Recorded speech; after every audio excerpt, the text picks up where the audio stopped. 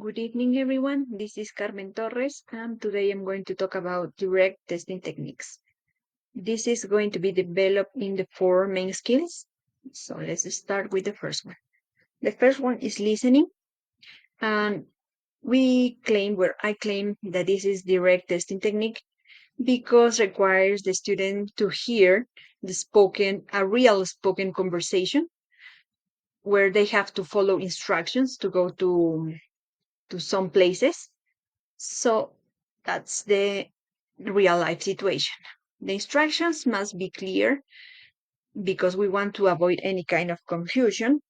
And at the end, we want our students to demonstrate that they understand the language and they can follow the instructions in this case. Okay, we have here an example that they have to listen to directions. They have the map, and there's going to be an audio, and that's all they have to do. There are clear instructions for them. Then we have the reading. So in this part, reading, um, we want the students to demonstrate. This is a direct testing technique because the students are going to demonstrate that they can comprehend, and they by that they are going to um, place some missing words or some missing phrases in a text. The instructions are they have to read the story, they have to choose the correct option, and also at the end that we want the students, they can show us the ability, they have to understand, and they have coherence, and there is a cohesion in a context. So they understand the context, so they can start filling the blanks. Okay, so here we have the example. They have here a text, and they have here the options. So yeah, they just have to read and understand what the text is about, and they can put the letter in the correct blank space. Here in the speaking, uh, this is direct also. All of them are direct, but in this case is because we want them to simulate a real life situation. We want them to communicate in a real life context.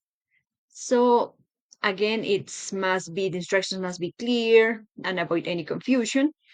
And we want them, for example, here is the example. They are going to work in pairs, they're going to play a role, and they have also here the scenarios. So, well, these are just examples or some ideas that they can take to create a conversation, but they don't have to write down anything. So they just have to talk. So, for example, I ask something and my classmate has the response of it. It's not that I prepare something, we have to, um, we have to memorize the conversation. No, it's just something authentic, and it's something that it's going to be in a context that is going to be real. So it's just talk and talk and response, asking some questions and you respond and something like that. And then we have the writing part. That is the last one. So we want them to respond an email from a friend. So this pass is direct also because it involves to writing an email, responding to a friend that wants to invite us as a party or something, but we want our students to give an answer.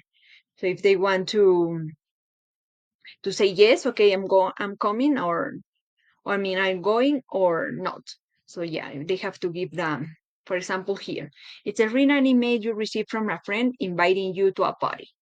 So they have to reply an email accepting or declining the invitation, and they have to give some reason. So they have here, for example, that's what I have for them. This is the subject and all of this. So they have to give the reasons why yes or why not, or they cannot go. And they have like this. This is an example for them.